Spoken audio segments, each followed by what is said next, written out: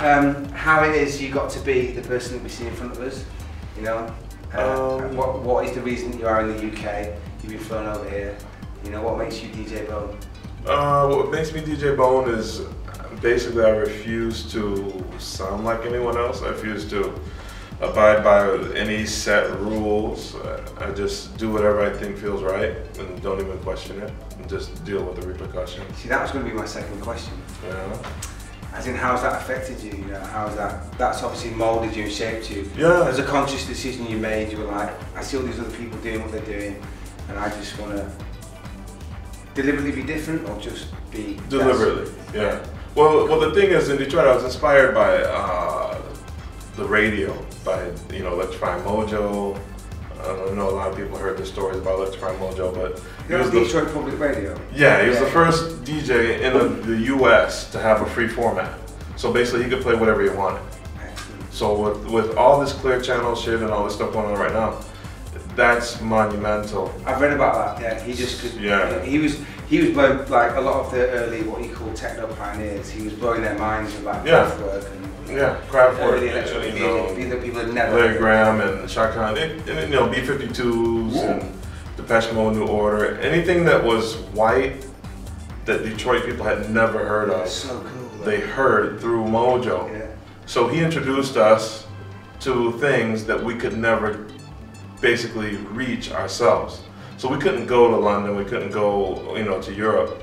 So he brought the music to us. Do you know how he got his hands on that kind of stuff? I don't know. He just did. Well, I guess he's probably the original, you know, Detroit digging in the crates. But, you know, he scoured the planet for the best music possible. Amazing. Which is rare nowadays because everybody gets a million promos and then they just choose the best of the worst. So he would get Prince albums and play it in its entirety and tell us, get your cassette decks, get your tapes ready to record it. Because it was an exclusive and Prince was the one who would tell them, you know, play this for your listeners. That's fantastic. I mean, the city would be off the hook. The whole city would blink. At midnight, when Midnight Funk Association, he called it, he would say, if you're in your car, blink your headlights. If you're at home, turn your porch light on and off, and the whole city would just blink.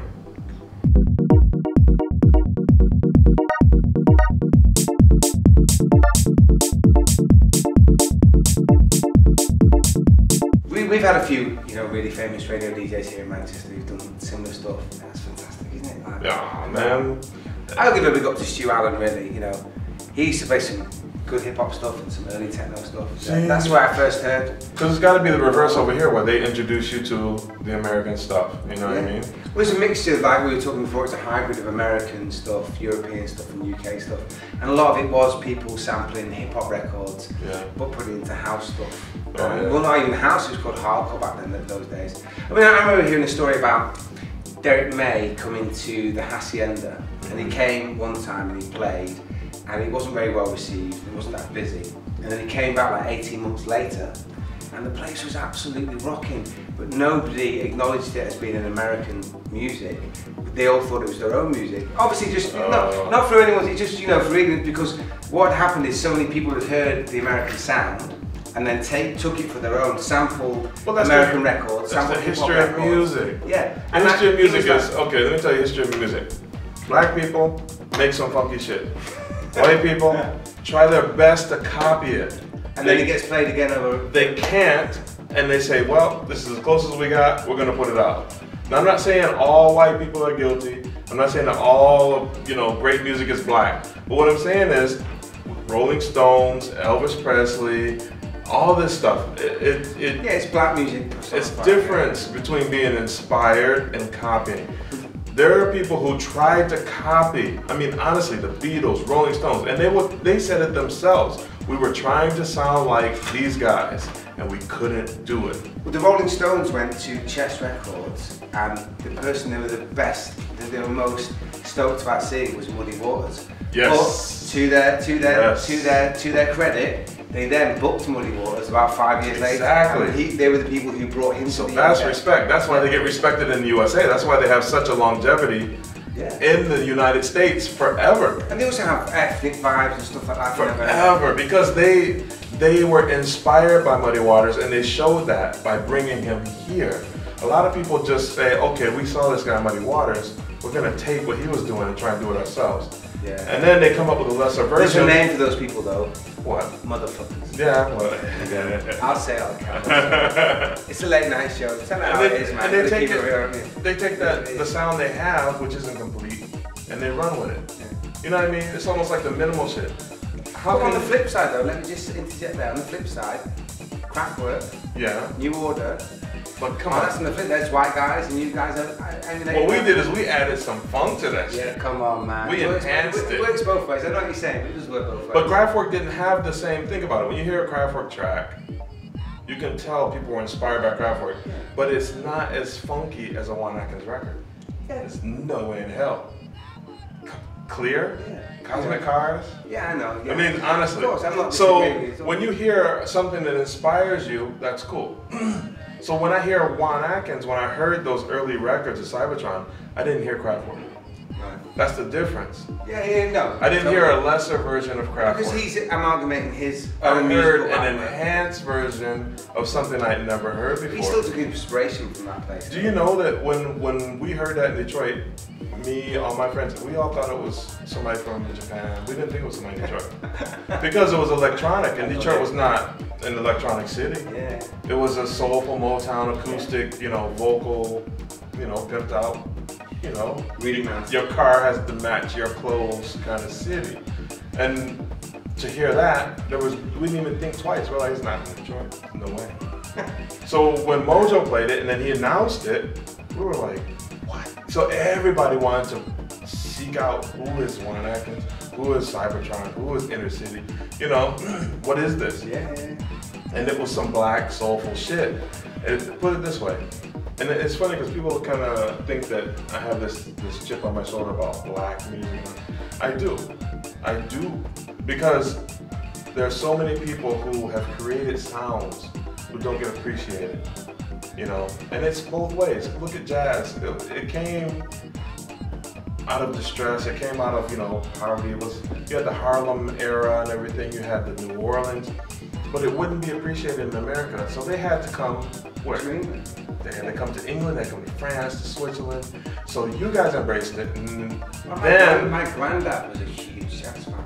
And then it could filter back into America. So I'm not always, you know, trying to down Europe or white people. What I'm trying to do is down people not appreciating the roots of a music. Exploitation. That's what you're trying to down. But nowadays it's controllable. It's almost role reversal now these days. You know? Well, it's controllable now. So now it's up to the artist. So now I blame the artist. If he lets somebody exploit him, then fuck it. You know, that's what he gets.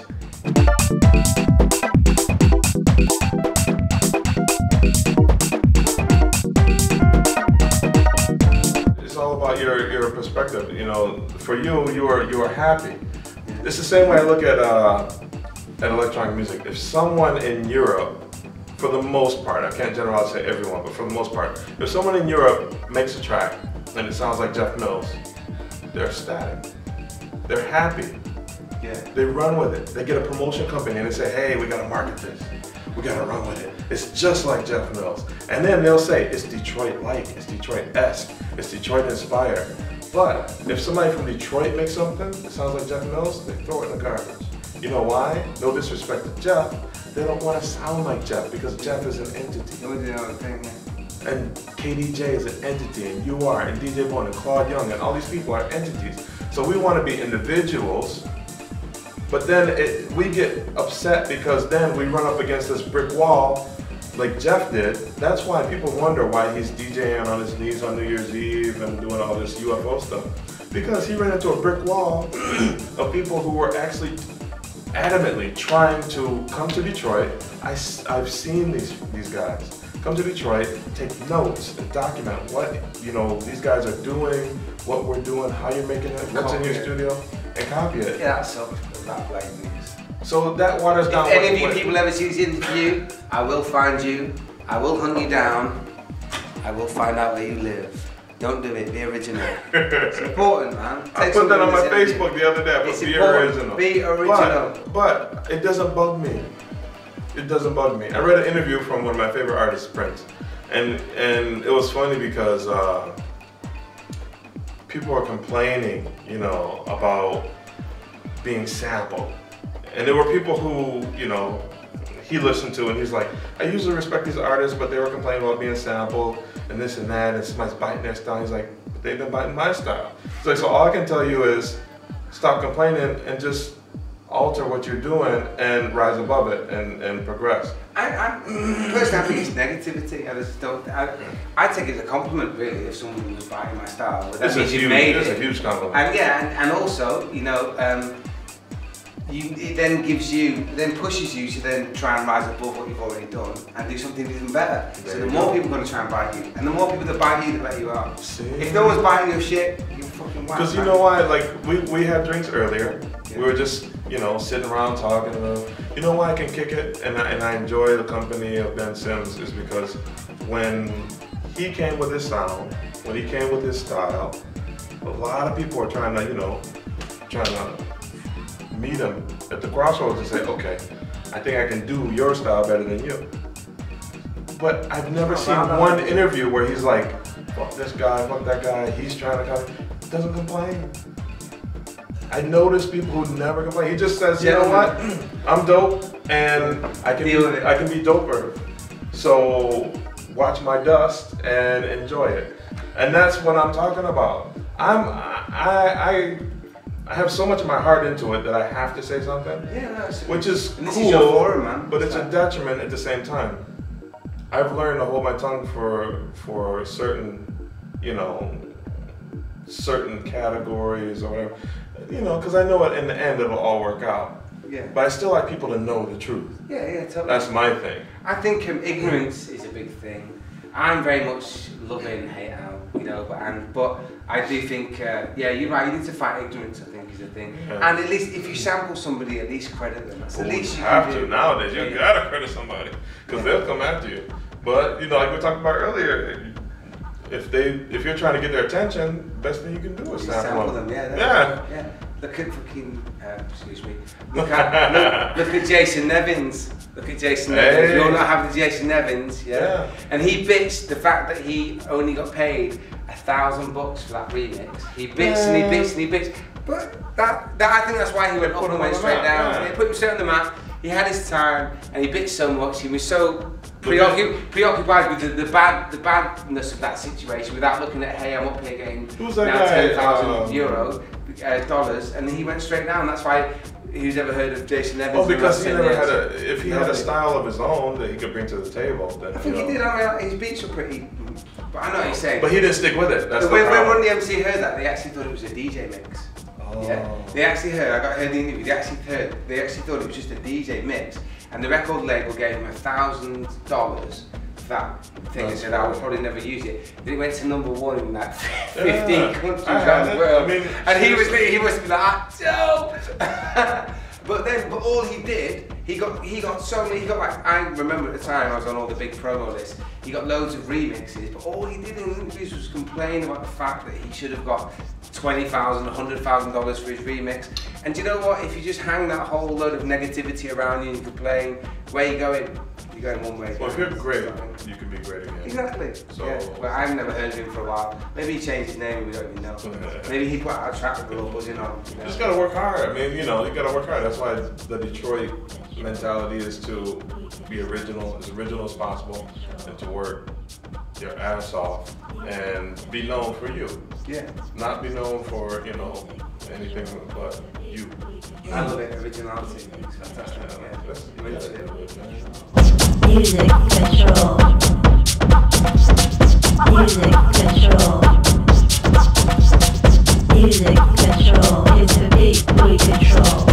So we need to know a little bit more about Bone. We've philosophized. So how did you get into what you're doing? You know, you listen to the radio. How did your first DJ gig come around? I listened to the radio. Started hearing some different kind of music. And a bunch of friends who told me about this place called Music Institute, and they said there was techno there. I didn't know what techno was. and I was too young to get in. So we would sneak in the back or pay the bouncer to let us in the back. Go in there, and it was a pitch black room, one strobe light, and sound. That was it. Right. And you would be there until the sun came up, but there's no windows. On the second floor there were windows. So only way you would know that the sun is up is if you go upstairs.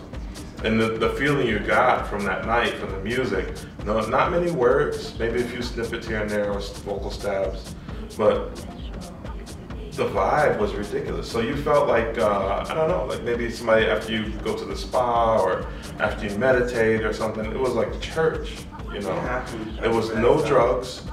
They didn't tolerate that. That's the big thing between the UK and the US. They did not. A lot of people I see in the US, it's just about music, it's not about drugs. A lot of it in the UK gets mixed in with drugs. Well, the thing is, I'm not mad at the UK people because we have our own experience. The reason you guys were getting all jacked up was because you wanted to dance all night. Yeah. You know, in America it's different. In America they get black Americans. You're very like religious anyway, so it was more of a spiritual thing. Yeah. The music was the drug. Yeah.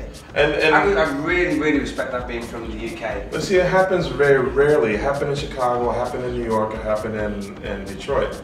And those are moments in time where it can't be repeated, and it's just something that if you're lucky enough to witness it, then it happened.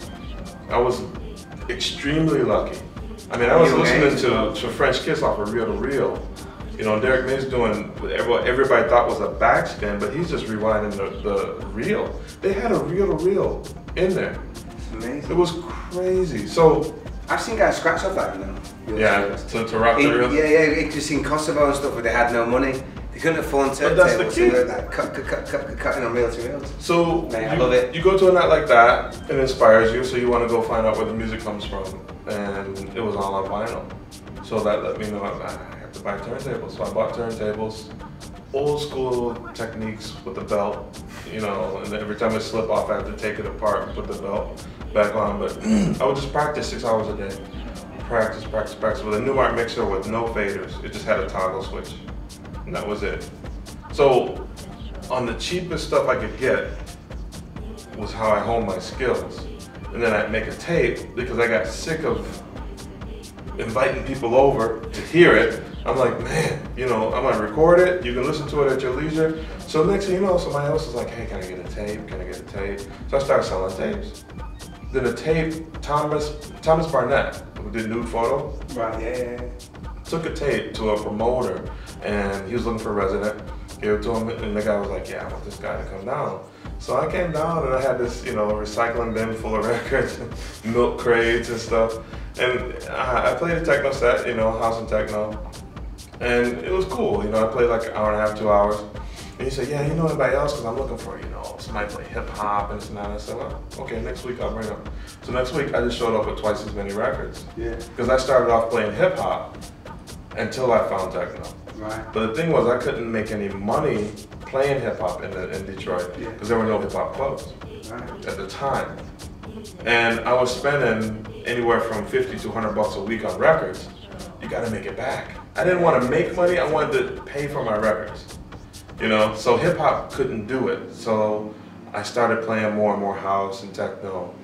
And I got hired in as a resident at this place called The Shelter. Right. And was doing the night, and I would play from midnight until 4. And I could play hip hop all the way to house, to techno, to breakbeat.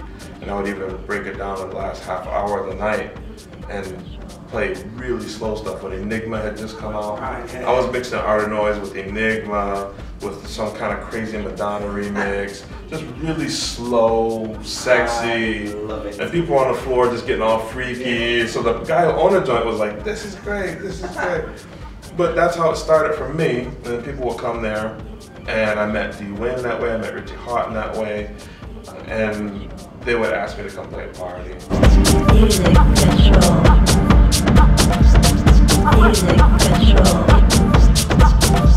had an anniversary for the night, and Laurent Garnier came, and he played. And it's true Detroit style. We have Laurent come in, and the monitors don't work. No way. So he plays. I didn't even know. With no monitors? No monitors. He plays. So Kenny Larkin comes on after him, plays like 2 or 3 songs. He goes, takes his headphones off. He's like, man, I can't do this. But Laurent had already played for like 2 hours. Yeah, and I'm like, what is he talking about? So I get it, and I'm like, oh crap, there's no monitor. So I played, no big deal. So when I'm finished, Laurent looks at me, he's like, how did you play with no monitor? And I said, how did you play? No monitor. Same. So Matt Mike formally introduces us. We go eat, and he's like, look, you know, I gotta talk to you, you know, let's go have lunch tomorrow. So we go to lunch, and he's like, you don't understand. He's like, you can, he's like, because I was just a kid. Who's talking to you now, Laurent? Laurent. Right. I was maybe 20.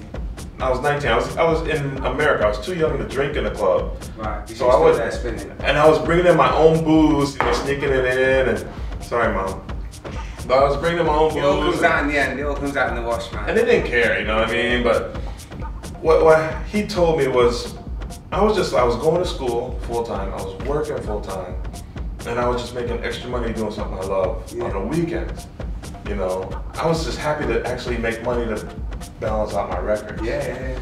And he told me, he said, you don't understand, if you come to Europe, you can do this for a living. And I was like, oh shit. I was like, yeah, right. You know? He goes, no, seriously. So I said, okay, you know, whatever. So a month goes by, a couple of months go by, and then I get a call, and it's Laurent. And he says, look, I'm coming back to Detroit to play a gig. I told them, if you don't play, I'm not coming. And I was like, whoa. And this is at the time where they would book me, but they'd say, oh, do you want to play the after party? Yeah. Because I was a kid, you know. We got Chamdal, Audio, and all these, you know, heavy hitters, Eddie Crowe. So they moved me to the main party. I'm like, cool. So unfortunately, that party where Laurent was playing, somebody got shot. This girl got shot. But out of that, well, listen, it's not all that bad. They used to call this place Gunchester. No. It's okay, yeah. No, we got over it. Did you guys get over it? Gamechester, yeah. Gunchester. Oh. It used to be called Gunchester. So in the dark days, but we did get over it. So we got shot. Well, yeah, so this girl got shot outside the party. There was a dispute about security, who was supposed to be running it. But I talked to him the next day, and he ended up booking me to come play the Rex Club and to play some other parties. And if it wasn't for him, you know, sad but true, you know, nobody in Detroit was trying to help me get overseas or to make a career out of what I was doing. He single-handedly was the one who said, look, you know, you need to get your ass over here, play this party, make some money, you know, rock it like you did in Detroit, and then you're all good. So I came, he had me on the radio, and he was telling people, look, you know, I play Detroit records, but if you want to hear real Detroit, you come tonight. The place was packed. I'd never seen anything like that in my life. That's amazing. I go from Detroit to $75, you know, on a weekend night, to a couple thousand, playing in front of 10 times the amount of people. And I was like, oh, I didn't have to pay for my dinner. I was young. I had to pay for my dinner, I had to pay for my hotel. So from that, I knew that if that was the case, then this is what I wanted to do.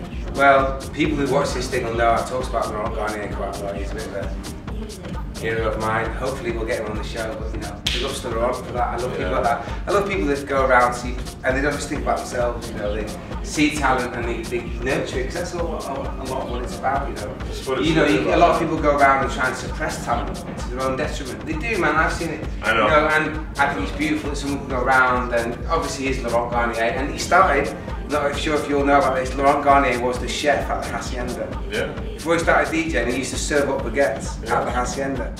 We love you, Laurent, especially in Manchester. Come on, LG, you gotta come talk to me. Yeah, man, come on. So that's you know, again, I've talked about him in a lot of interviews. He's been a big inspiration of mine. That's fantastic to hear. He's huge. I love people, you know, who go around and instead of trying to suppress the competition, try and nurture stuff. Because that means that they're confident in their skills. Yeah, you know, they're top of the game. They're also just good people. You know, Man, I've never had any. There's a few people, you know, from Detroit who are like that, and they've supported me, you know.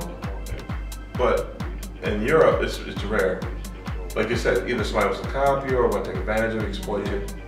With Ben, with Laurent, with Dave Clark, I've got nothing but love. They've never said, oh, you know, I'm not trying to play with DJ. Blah, blah, blah. Yeah. No, it's all good. It's all good. Same with Juan, you know, Matt Mike. I wasn't a UR DJ. Matt Mike would ask me to be UR DJ, and I had progressed so much in my career that I had turned it down. And then you say that to somebody in Europe and they go, oh. You know, Yeah. but it wasn't a disrespectful thing. It was just me saying, look, I think I built up DJ Bone. I don't want to have to put a logo next to it, you know, to ensure my name. It was brave, but that's me.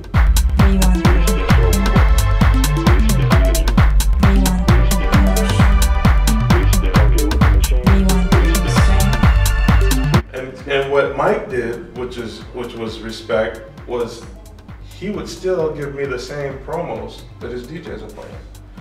Because he knew that I was no nonsense. I would go out and I would rock his records, and I would come back, and after I get a good rest, I would go down to Submerge, and I'd tell him, I said, this one worked, that one didn't work, this one was boo-boo, you need to remaster that. And I give him the whole lowdown on how the crowd reacted and all this after 2 or 3 gigs. So it's valuable information. Yeah. And it didn't, you know, faze me at all. I was happy. I was getting UR white label. You know what I mean? So for me to go and test this stuff out, heavy artillery, I got Jaguar. I still got the white label. You know, I was the first one to play it in London. No, you know, sorry, Rolando. Yeah. He was somewhere else at the time, and Mike gave it to me. I dropped it. Amazing. You know, and it went nuts. You know, I told Mike, I said that's Amazon, that's Strings of Life, and he was like, you think so? I said, dude, that's a record that will never come out of people's boxes. Yeah, it's amazing. It's still in my box. I got the live version. Did you ever hear the live version? Yeah. It's done by, I can't remember what they're called, 12, I can't remember. The live acoustic version is absolutely fantastic, yeah. But you know, that's how you do it. You have people who support you and respect you, and you know, it's a mutual thing. Then you have people who hate on what you do, but if you spend time worrying about people who hate what you do, then you're wasting your own time. Come on, man! If you drag around too much negativity in general, then it's going to be it drag, like you said, drag around. It down. You're spending all that time you could be spending on being creative and doing something new and taking the next level. You're worried about the next man. Jay-Z said, on to the next one. Exactly. I'm still hip hop too. Don't get it twisted. I'm still hip hop too.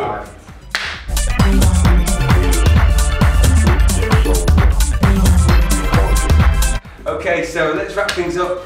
What's on the horizon for you? On the horizon, we are. I've been holding on to these songs so long. We have a release from Orlando Vaughan. Okay. On Subject Detroit. Yeah. We have a release from Fabrice Leg. With a remix from me and from Aaron Carl. Right. And then we have, hopefully soon, we have a Ben Sims on Subject Detroit.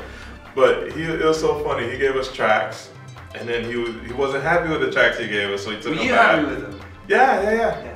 But you know, come on, dude. But what I want from Ben is something. Let it go, man. Come on. I told him what I want is something that he's not normally used to doing. Yeah. So it takes a while for somebody to step out of their comfort zone. And he realized, he's like, well, you know what, I can step further out. So let me take these back, put them here, and I can, you know, let it fly next time.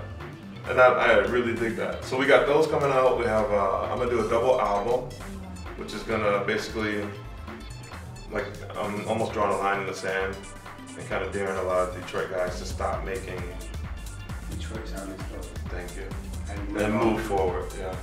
So one album is gonna be Detroit stuff, and the other one is gonna be moving forward, ridiculously progressive.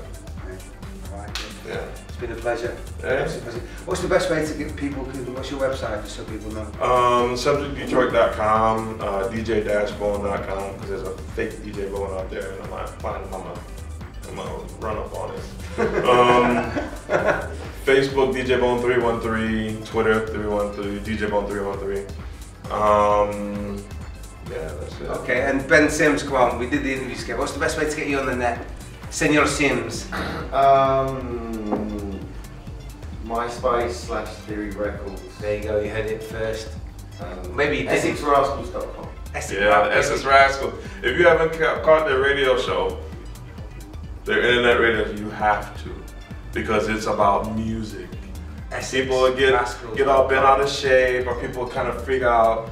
It doesn't always have to be techno. It doesn't always have to be electronic. It's music. It shouldn't always be techno. Okay. Come on, dude, it'd be boring for 2 hours. You know? So check them out, Essex Rascals. I check them out. Okay. I do, yeah. DJ Bone, hey, thanks. Ben Sims, an absolute pleasure. See you all.